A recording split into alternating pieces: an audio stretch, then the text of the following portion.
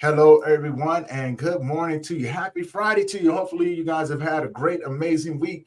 And we are here with another episode of the Grief Let's Talk About It podcast. And, as always, let me go here and press this and make sure people can see us over here on Instagram. So, anybody who's tuning in, look down below. We are streaming live on all these different platforms. So, if you miss it on one, do me a favor, catch it on another one. We got you covered, right?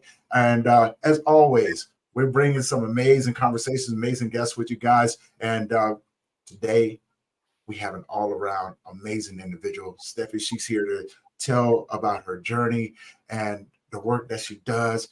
I've had a conversation with her, and I can tell you, you guys are going to be blown away about her knowledge about, I'm not going to give it away, but you guys are gonna have a lot of fun. So do me a favor, if this is your first time tuning in, head over to the YouTube channel, hit that subscribe button, hit that bell notification so you'll be notified every time we drop a new episode. And need to tell you this before we get started. This is for educational purposes only. If you guys are out there struggling, please reach out. We have a lot of resources for you guys to get through your hard days. Now, without further ado, I'm going to introduce my guest, Steffi. It's great to have you on the show. Thank you so much for having me. I'm happy to be here. Yes. So do me a favor. Introduce yourself. Tell people who you are and where you're from. Well, hello, everybody. So nice to meet you all. And my name is Steffi. I am originally from Belgium. That's where I was born. But I emigrated to Peru in April 2021 to live a life basically feeling more connected with my heart and soul. That's me in a nutshell. So brief introduction. Tell people what you do. Well, okay, so I'm a holistic psychologist. What does that mean? Well, I got educated in clinical psychology, but as I, started working and as I also went on my own healing journey, I just realized that there was so much more, alternative therapies, creative therapy being one of them. And bit by bit, I educated myself to offer psychological treatment, but like in a broader sense, also including emotions, including the body, the family system, the community, the spirit, everything. So that's why I call myself a holistic psychologist now. And then besides that, I'm also an intuitive artist, which may also sound weird to people. But it's basically like art that really comes from the heart and soul, from intuition, like you don't have like a fixed idea of what something has to look like. You just connect with yourself, with your own inner source of creativity and magnificence, and you just allow art to flow from that place. So that is basically what that entails. Okay. I love that because, being an artist myself, I lost the feeling in my hands, so I can't really pick up a pen and pencil anymore and kind of put things down on paper, but I do it in a way to where I'm creative in the things that I do, when it comes down to podcasting, when it comes down to social media posts, I may not be able to pick up the pen and pad, but I can still, put some stuff down and go, oh, you know what, Tony? I like that, right? I definitely like that. Now, let's go back a little bit, right? Because we've talked about this. How did you get into this work? Who were you before you got into this work? Do you mean like the more holistic way of doing psychology and the intuitive art? Is that what you mean? Like who were you before you got into it? Because like your journey kind of led you and helped you expand in those areas, and I think it's pretty inspiring. Yeah. So, well, I've always been very sensitive, okay, and I've always had a bit of like trouble blending in and feeling at home, feeling at peace within myself. And this is something that definitely, since my adolescence, it became much more intense in a way. And so at some point, I kind of had to seek help. And it was actually my own decision. I think I was about 17 or something when I decided, to go and see, a psychologist myself. And actually, I kind of took it from there. So as I went, into all of these therapies, well, at first there weren't that many, but, I kind of uncovered a lot of layers, and I came to understand that well, like maybe a few things have happened that have been very difficult to process. And Mhm. obviously, we're talking about grief mainly here, and Right. that was one of them. And actually, thanks to the more alternative therapies that I've done, like, for example, body work, I've also received some creative therapy. I was guided into connecting with the deeper layers, like maybe the subconscious, and also like sometimes we go through very difficult experiences or traumatic experiences, and they kind of get stored in the body, in the cells, and then sometimes we don't remember consciously.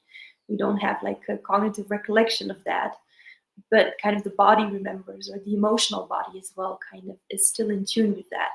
And so thanks to these therapies that went on, until I was in my 20s, and still go on now actually, but not as frequent anymore. I really got to discover a lot of interesting things.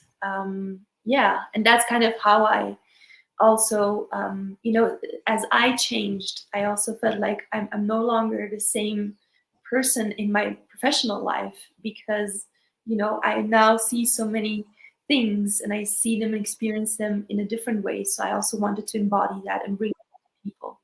Okay. Now, I want to go back a little bit because you mentioned something. You mentioned your grief, right? You know what I'm saying? Now, are we talking about, because there's all types of grief, right? Like you can lose a job, you can lose, your car, et cetera, et cetera, et cetera, right? So let's put the puzzle pieces together. When you talk about your grief, are you talking about loss of someone, or are you talking about, you know, like loss of identity, so to speak, right? So Mhm. let's dive into that a little bit. Yeah, I think two big things here. Like, obviously, we all come in contact with loss and grief. It's part of the human experience. Mhm. But for me, I do remember, like, yeah, loss of identity at some point where I just felt like, um, I think this was when I decided, a little bit before I decided to emigrate here, to Peru, like really accepting like I'm not the person I'm trying to be, and kind of feeling like I'm in no man's land because I've tried to kind of fit in and then be this person, whatever. And yeah, at some point I just had to, acknowledge that, this is never going to work for me. So I have to kind of make changes. Right. But it also came with some grief and some loss, because you kind of, indirectly or directly, you take some distance from everything that you've known, everything, the way you grew up perhaps, Mhm. or the people you've known. I mean, yeah, it's a lot of things. And then it's not to say that you say goodbye to everything and everyone, but there's just like a distancing happening. So that would be one thing. And then the other one, which I also mentioned to you, is a very big one that actually, yeah, it was thanks to one of the body work sessions that I had, which brought up that I had lost, or I have lost my twin brother in the womb, Yeah. which is, yeah, a very big thing that I had no idea, because it's one of the things that we do not necessarily, I mean, we don't remember, in our Right. brains, we don't remember it, but, the body has all of this, stored. And yeah, that was very interesting to come across, and explained a lot of things as well for me. And like I said, we talked about this before, and I found it fascinating because there's been studies, right, where twins have been separated at birth, where one twin inside the womb may absorb the other twin, and things like that. And it sounds like you carry that with you and never understood why, right? Mm. Like, for as far as you knew, you was just the only child, right? You know what I'm saying? You was the only one in the womb at the time. Like, hey, no, but through body work, dude. I mean, and I guess my question would be, through the body work, how did that unlock that you were a twin, in the womb? Mm. Because I don't think a lot of people understand how body work, works, and everything, how it unlocks so many hidden chambers within the body and Mm. reveals, it tells the story from a time where you may, like you said, where you may not even remember. Hmm. Yeah, and I think that's the interesting part, because many of us were very much used to living from the headspace, you Right, know, right, and it's like as if we sometimes we don't even have a body, like, I mean, that sounds a bit weird, but it's like we're so used to, think all the time, rationalize, categorize, plan, um, get the goals, like all right, of this right. much up here. And of course, it's an important quality to use in life because that's how we kind of, make things happen. However, we have this whole incredible instrument that is our body, where we also have sensations and we can feel. So with body work, and obviously there's a whole spectrum of, kinds of body work.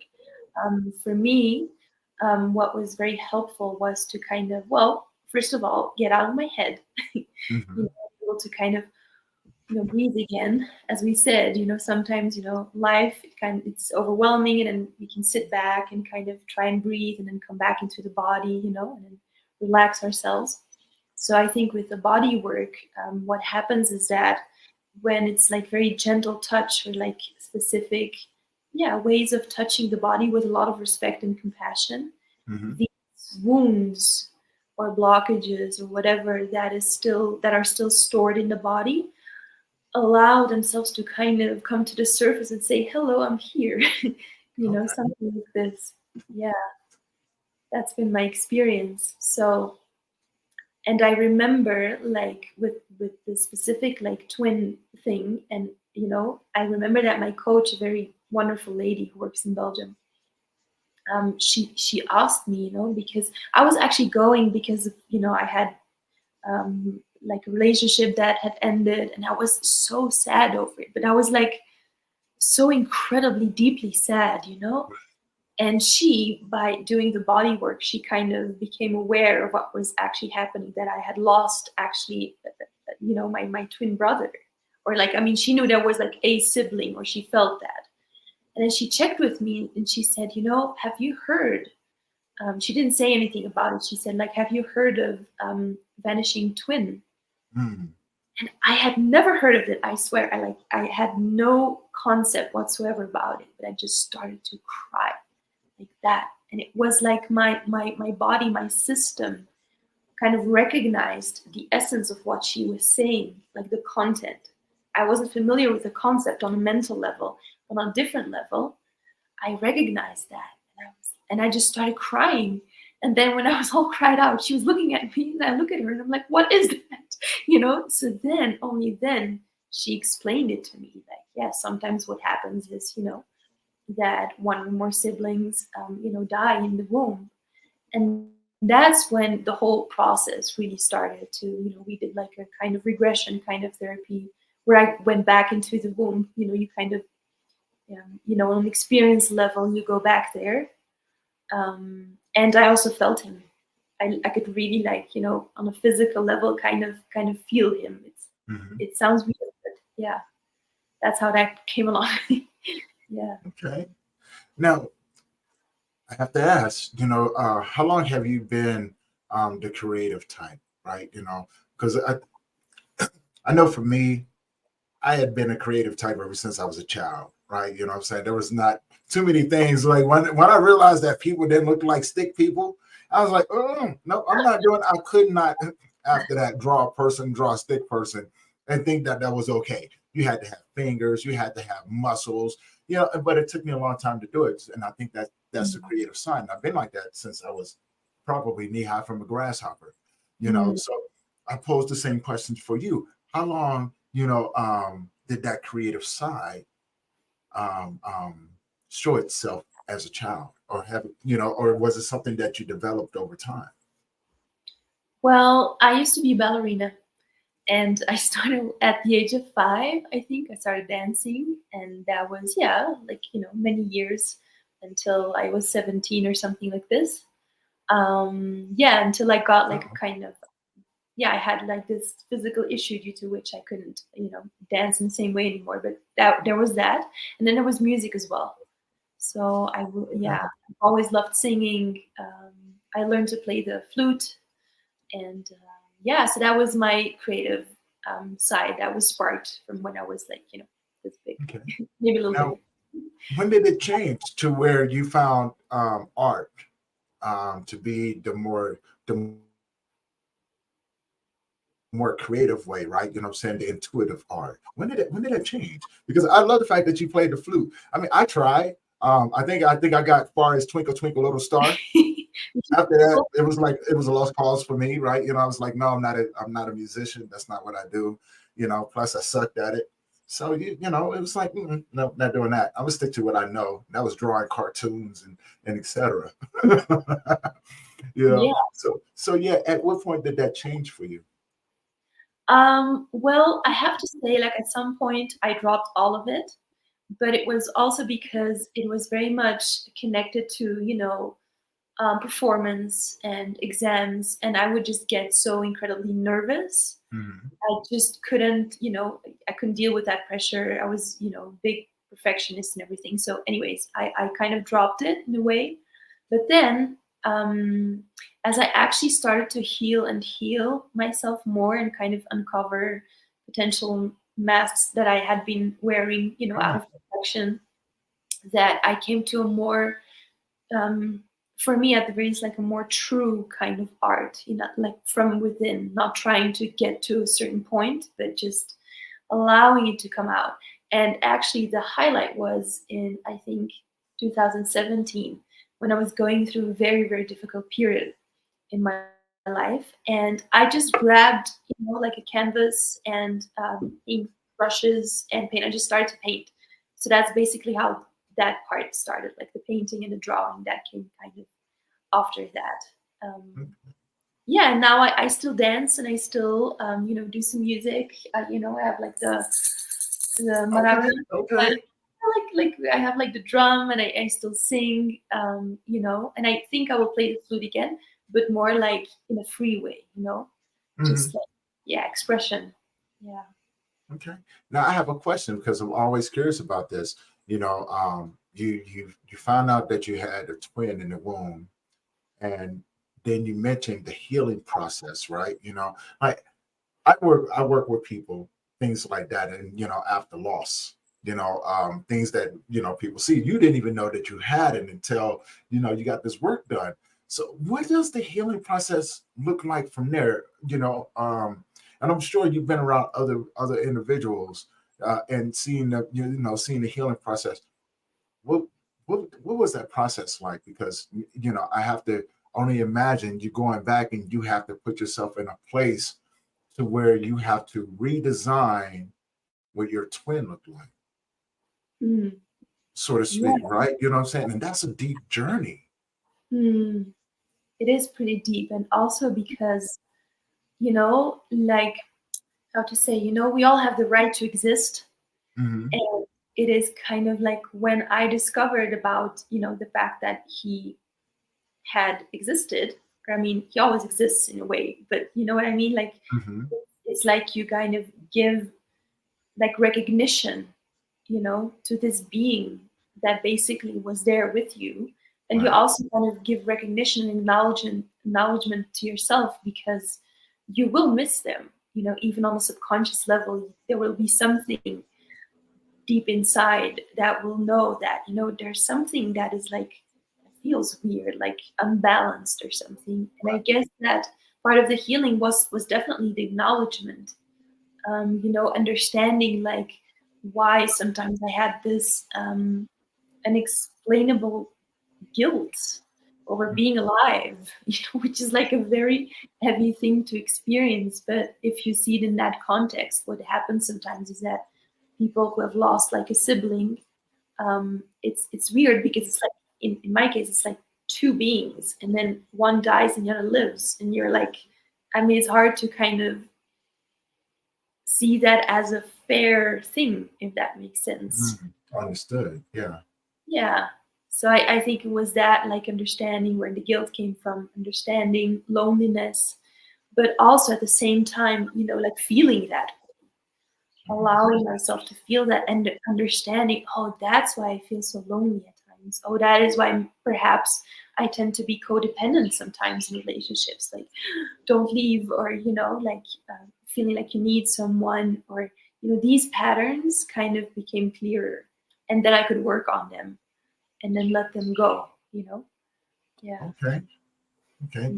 I was always curious about that because, since we talked the last time, I was so intrigued, of the thought of, you know, um, the vanishing twin, right? Now, I guess my next question would be, how common, or is it a common thing, that these things happen?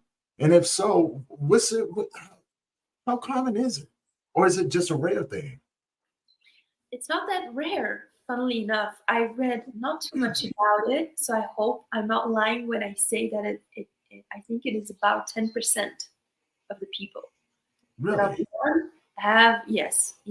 But then again, they're doing a lot of investigation still, so that might change. But what I remember from the statistics is that, yeah, or was it? I'm sorry, was it like 1 out of 10 pregnancies is like a twin um, pregnancy, something like this. But then Mhm. obviously, yeah, I think that's the one. But there's like not, if you look around, it's not like 10% of the people on the planet is a twin. So that means that a lot of people also lose a sibling in the womb. Does that make sense? I hope that makes sense. Yeah, that's a lot. Yeah. There is, because, when you think about, the population of the world and 10% of that, you're looking at a lot of people Mm, that, I mean, and I can only imagine, how fortunate, how much of a blessing that you are understanding this. And now, and I think about those other individuals who may be walking around just like you were before you found out, and they have no clue. Maybe their parents didn't tell them, or what I'm saying, and maybe they're walking around like, why do I feel this way, right? You know what I'm mm, saying? Um, and so, correct me if I'm wrong, but it's like you're living two lives. One is yours, and the other one isn't, and it's mm, kind of, like, not a conflict of interest, but a conflict of confusion. Why do I want mm. to go over and do this when, what I'm saying, I am who I am, in this body? I want to go and do that. So I can understand the sense of guilt and shame and things like that, because I can only imagine your twin brother going, hey, no, no, no, no, we're gonna go over here, right? You know what I'm saying? I want to go play with the He-Mans, and you're like, no, I don't want to play with the He-Mans. I want to go over here and swing on the swing, right? Right. So, Yeah. and I love, I say that and I laugh about it because it's interesting, because I can only imagine arguing with yourself, right? Yeah.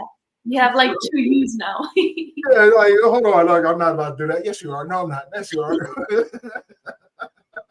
We Yeah. can't do that. We can't say the quiet part out loud because we might think that we're crazy. Yeah.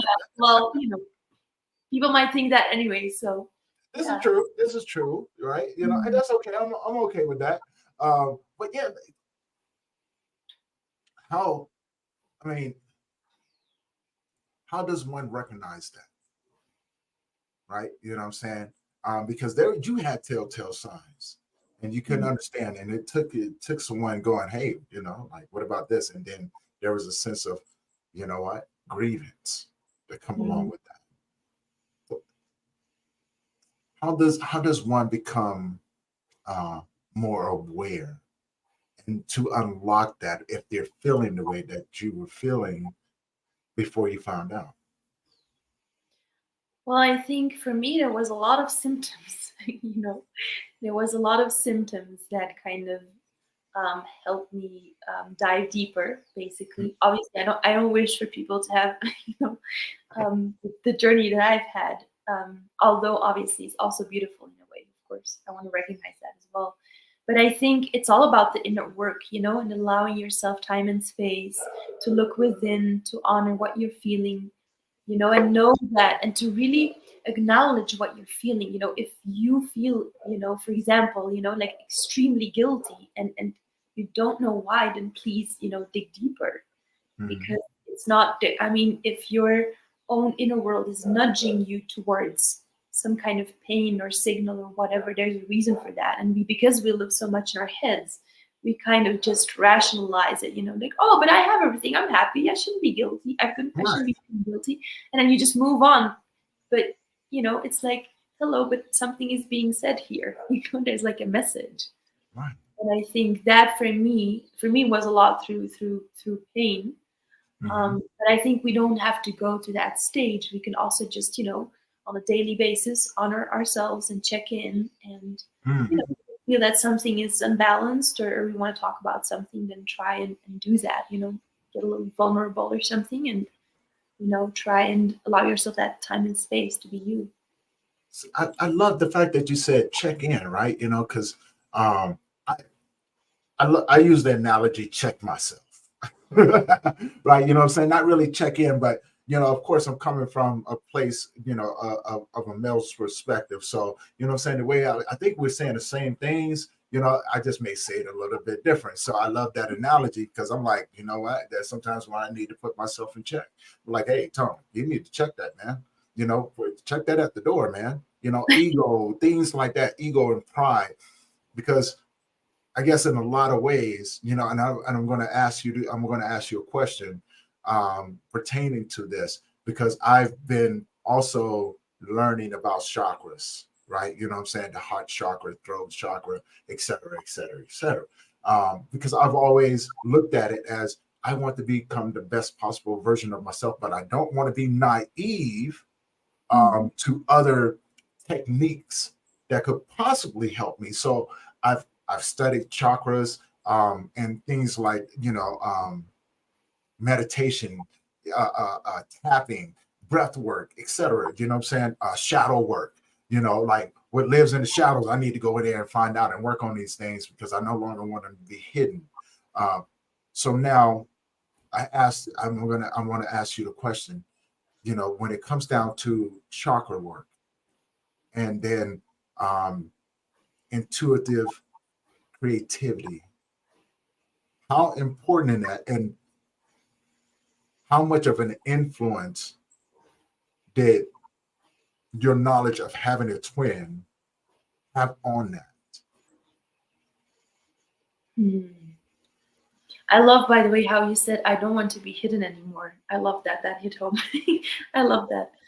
Um, to answer your question, I think, one of the gifts of this, because usually when we go through very challenging situations, and I'm sure you know this for yourself, it also kind of has like a beautiful side to it, and it's Mhm. it's sometimes really hard to recognize because it's it's a bit strange, but and I think that one of the things that my this whole twin theme helped me with is to acknowledge the invisible world more, Mm. and the spiritual world. And when you mentioned like the chakras, for example, like those, I mean, they're there. They can be felt when you tune in. For example, like for me, like I can um, really experience like pain in my throat chakra, for example, and then I know like there's something that wants either to be expressed or to be a truth to be acknowledged, or you know.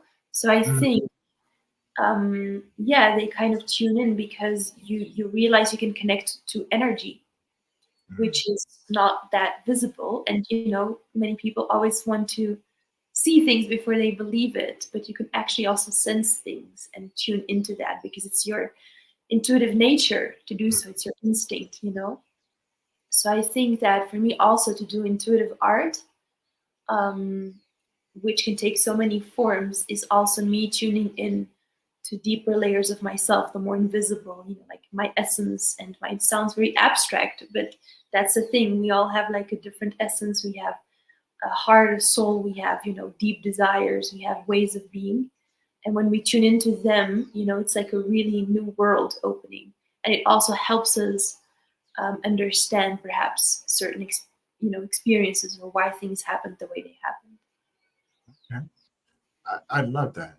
Um, Now, how does that influence the art part, right? Because I just did a program not too long ago. Well, I'm putting together the program right now to where and now I really would love your input where I ask people to come in and say, hey, I'm not asking what your grief looked like yesterday, or you know what I'm saying, would you, you know, or any of that. I'm asking, what does your grief look like now? And I'm setting it up with a canvas and some paint, maybe some crayons, maybe some markers and whatever. And I want them to dive deeper into what they're feeling and being able to put it on canvas in that moment. Right. So I'm not asking them what it, because your grief changes, right? You know what I'm saying? Um, how it shows up, when it shows up, you know, who it shows up with, and how, you know, how it affects you, and, you know, and how you move. So a lot of times we can't express what that grief is, right? You know what I'm saying? We just know that when it shows up, it may come in like a ton of bricks and put you down on your knees and make you cry. Or it can show up and make you stand on your tippy toes, you know what I'm saying? Smiling and laughing because of a memory or something like that, right? You know, so, you know, that's why I said, you know, what does your grief look like now? So now in your aspect, you know, in the work that you do, is that pretty much the premise behind it? Or, you know what I'm saying? Or is that just like, hey, express yourself, you know, and just see where it goes. There's no rhyme or reason to it, right? Because, and I understand that as well, right? You know what I'm saying? There's no rhyme or reason to it. It just need to do what makes sense to you. Mm. Yeah.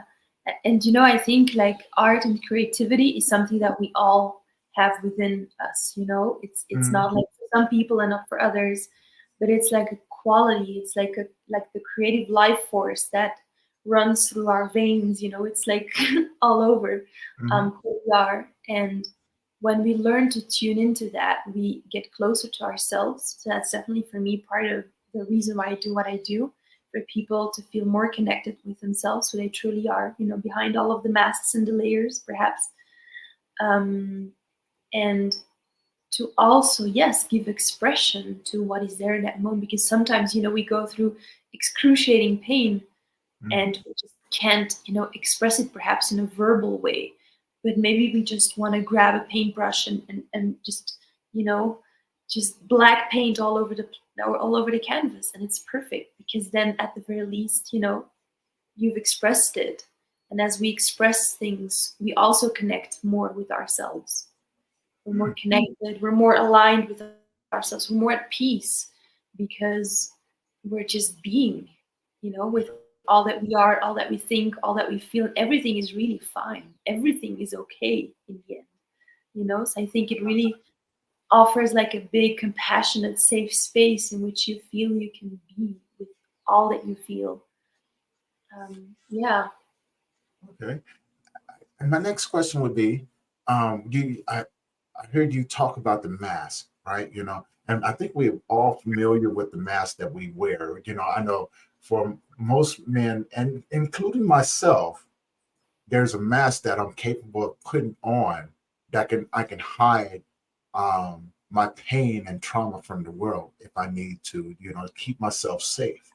Um, there's a mask that I can put on a smile, and that's my way of saying I need to survive the day, or I need Mhm. to survive the next few moments because of what's going on with me. Or I can put on a mask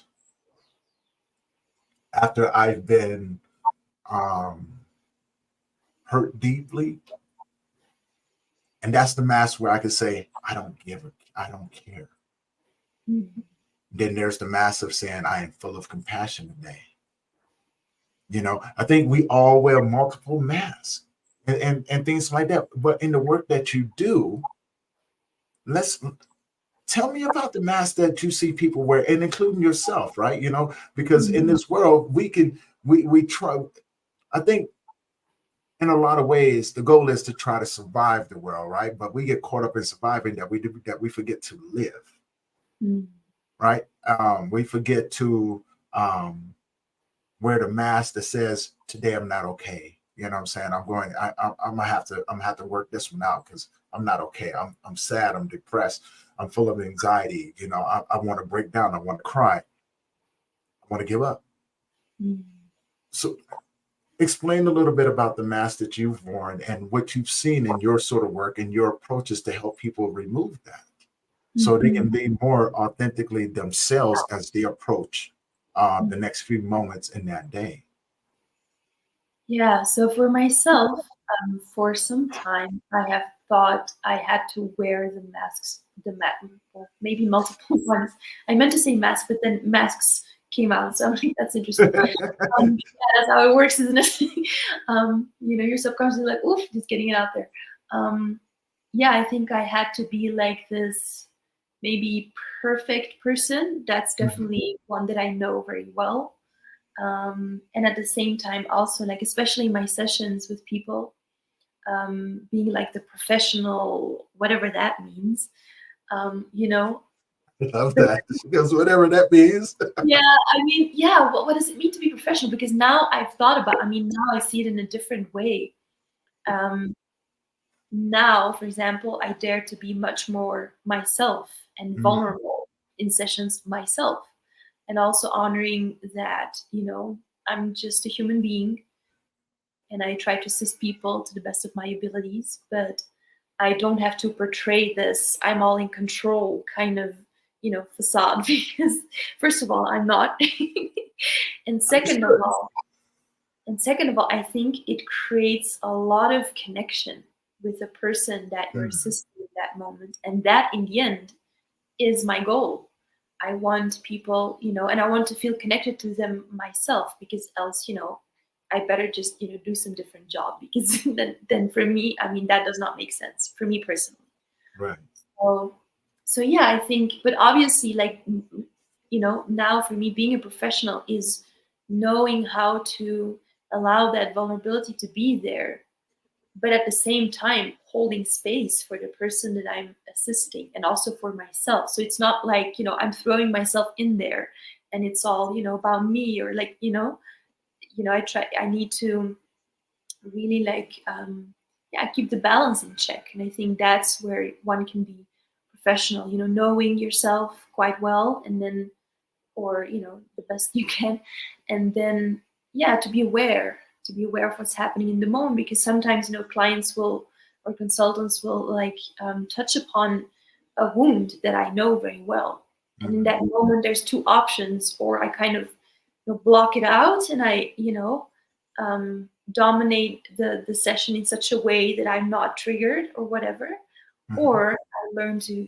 just allow it to be there. So that's what I've come to learn um, over time. And then what I've seen in people, I think the mask that I've seen the most is like um, I'm not wanting to feel, or Mhm.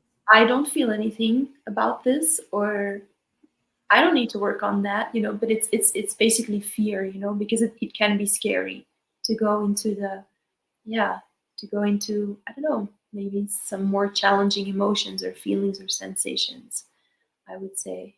Yeah. I think that's the mask I've seen the most personally. Okay. Okay. Yeah. My next question would be, this goes along the lines of because I'm always curious about the chakras, right?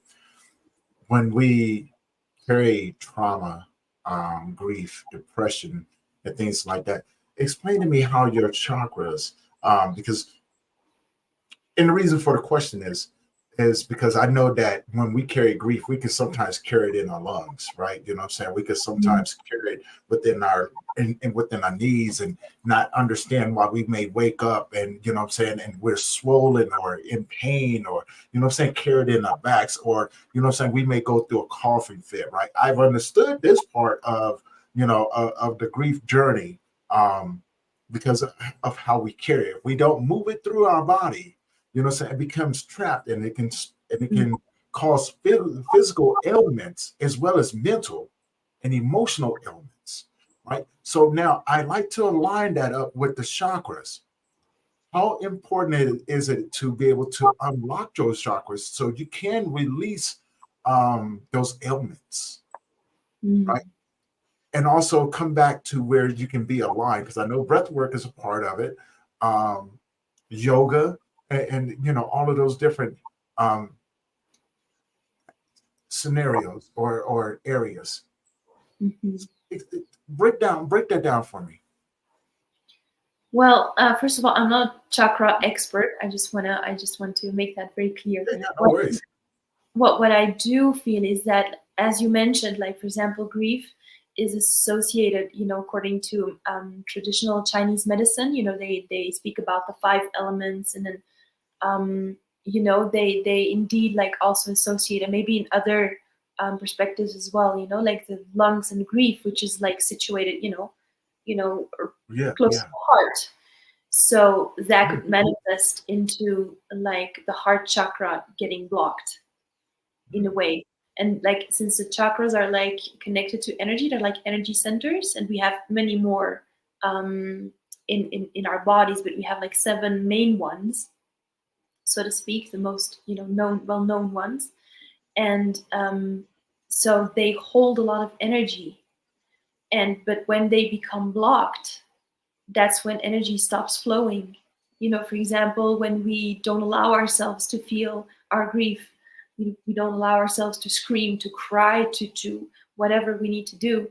And then that can cause like a kind of energetic obstruction, mm. which then, as you mentioned yourself, can lead to, whatever lung problems perhaps, or I mean, not necessarily, but it could, lead to that. Or yeah, like feeling like the heart chakra is very blocked, it can also like cause some pain, or some, not being able to open the heart, or to allow yourself to give and receive love. So it's yeah, it's a lot of expressions. Okay. And the reason why I ask is because I've been told several times, "Hey, we need to go work on your heart chakra, Tony." Oh, I'm like, "What? Why we got to work on Tony's heart chakra? I'm full of love. I'm full of compassion. I'm full of empathy." They were like, "Yeah, but you don't trust." mm, I go, "No, I do trust. I trust people to be who they are. That's it. I have no expectation. If you come up and tell me, 'Hey, Tony, I'm going to beat you with a baseball bat.' I trust you. I trust that you're going to do that, right? You know what I'm saying? So, I'm like, oh, so you're just a valid individual. And it's when you say, no, I'm not valid, that's when I have trust issues. So it's like, no, you just told me that you was going to beat me with a baseball bat. So I'm thinking that you are pretty valid because I didn't do anything, right? So, but I use that as an analogy because it actually lines up something that I've been studying for a little while now about African tribes movement. And you may hear this through our conversations with individuals, how important movement is and things like that. And then talking with you about, chakras and things like that. And I do understand you're not an expert on it, but you just talked like you was. So I was like, she knows a lot more than me, what I'm saying? So this is me picking your brain, and things like that, just so I can have a better understanding of how your clients how you show up with your clients, and how you can help them maneuver um, to be better connected with themselves. mm, Right. You know what I'm saying? Because I see Steffi in front of me and I'm just like, wow, she's done a lot of work, and we both understand that work is continuous, right? And we're ever evolving, we're forever students of this thing and yes. everything else. Now let's talk, with that movement. I've been studying African tribes, and they do what they call a grief ceremony. Throughout Mm, the years, when you go in through another country, you hike up to the top of the mountains, and they have, once you get there and everything, they have food, music, and the premise of it is that once the music starts, you move, you dance, you scream till you can't do it no more. Now, the ceremony lasts for days, mm, for days, right? But I think, and tell me what you think about this. I think the premise behind it is to allow yourself to empty the grief out, so you can allow yourself to have a different connection with the person that you've lost. mhm. Yeah, I think I'm also a big fan of movement, Mm, in all of its expressions. We're not even talking dancing. I mean, dancing is a way of moving, obviously, but sometimes shaking can be good, or whatever one feels, because as we mentioned before, like the trauma also gets stuck in the body. Mm-hmm. So, and we could go into like a kind of fight, flight, freeze mode. Mm-hmm. And what we can look for is more healthy ways of expressing all that's inside, because it's intense. Grief is intense, Mm-hmm. as are other feelings and experiences. It's very, very deep, very intense. And I think also, maybe, I don't know, I've never assisted to any one of those ceremonies you mentioned. I would love to, by the way. But yeah, I think maybe in part, it's also kind of, letting it out, and at the same time, maybe also celebrating in a way. Yes, yes, yes. Perhaps, perhaps this person that is no longer there, maybe you can connect with them in a different way, maybe in a more spiritual way. Who knows? Like, kind of, they're no longer here, on this physical plane, but maybe you want to connect with them in a different way. That will be different for everybody, right? But Right. Yes. also kind of to activate, like, how can I connect with these feelings and with this person in a healthier, yeah, or in a different way that works for you, and that maybe doesn't feel as heavy, if that makes sense. Okay. Yeah. Yeah. I love how you put that, because I can get overcomplicated from time to time. I try to keep it simple, but my brain goes, "Oh, what about this?" I'm like the dog chasing the squirrel. Don't let there be too many squirrels, because I'm like, "Oh, squirrel, squirrel," and I forget all about the first squirrel. So and so now, my question would be, how does that tie into the other work that you do as well? So you Mm. do holistically, and so how does that tie into the other work? To help it work in conjunction with one another as one unit. Do you mean like specifically the grief part, how I work with that, or with movement? We're grief, movement, and the holistic healing. You know, um, Yeah. how do you incorporate both of those? Because you have many hats and everything, and you may not think about it, but I look at you like an expert, because you definitely taught me some things here tonight, and so I'm just wondering about what the work, because I know for me I'm pretty straightforward. Support groups, yeah, I do programs, etc. How to line people up, how to move through.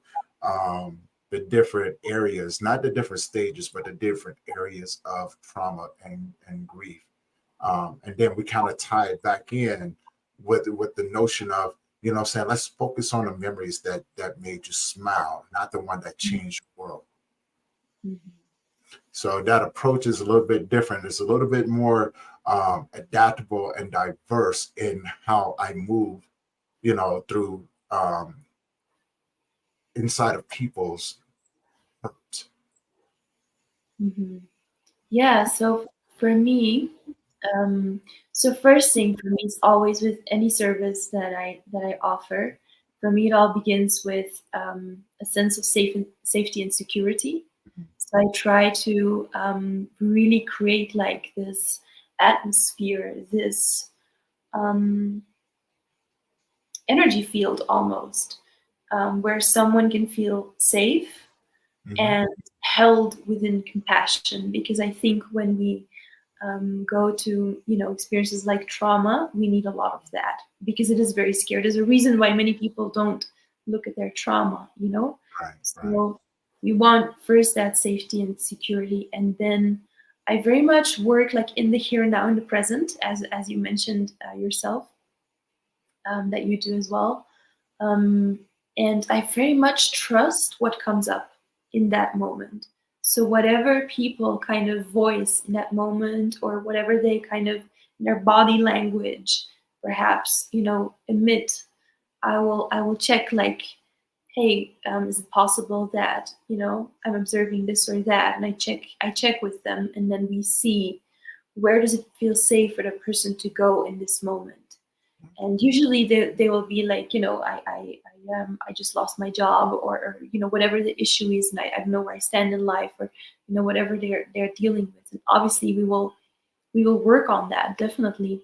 But sometimes there is something that is kind of I'm not going to say more important, but like the loss of the job maybe is just an expression of something deeper, if that makes Mm, sense. yes, yes, yes. So then I will kind of see, like, can we perhaps, you know, navigate and see if we can get to that pain. But it happens with a lot of respect, because it's not up to me to decide what Mhm. is worked on. I can make suggestions. I do invitations, but I think it's very important to be respectful and humble and see what it is that the person actually brings to the table. And then once that is clear and more concrete, and the person has confirmed, like, yes, I can sense this as well, and I feel that there's like an opening to work on this, then we just, that's when, I see, oh, so which instrument or which tool are we going to use or might be best to work on this. And that depends on the kind of symptom, I guess, or the issue that the person brings up, Mhm. and at the same time what they're open to. Because believe me, when I mentioned creative therapy, people are like, whoa, like, yeah, I don't draw. I'm not an artist or whatever, but it's not about that. As we spoke about, it's not about the results.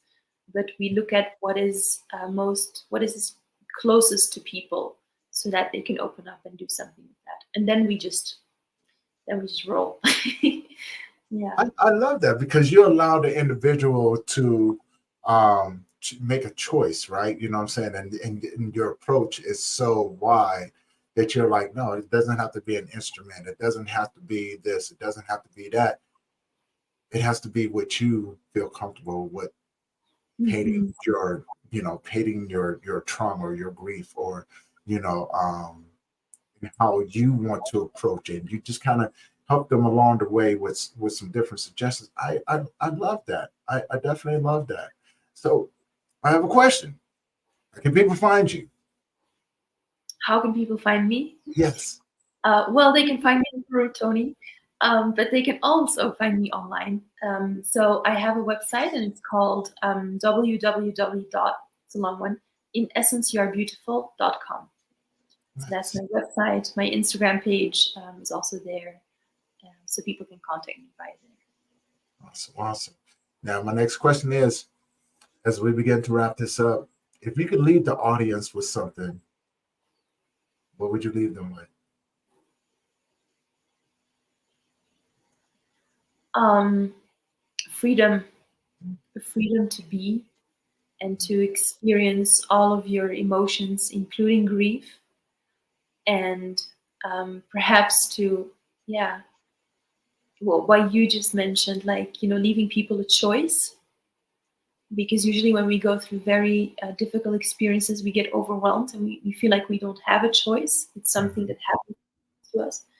So to kind of empower yourself to feel free to choose and be, and get whatever support you need in your life. Yeah. Nice. Nice.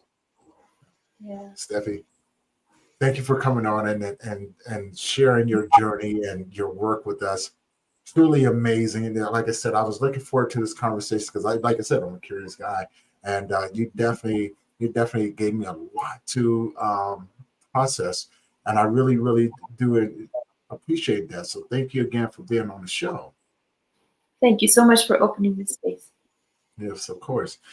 For anyone who's been tuning in, do me a favor. If you haven't already and you enjoy these conversations and you enjoy the podcast, head over to the YouTube channel, hit that subscribe button, hit that bell notification so you'll be notified every time we drop a new episode.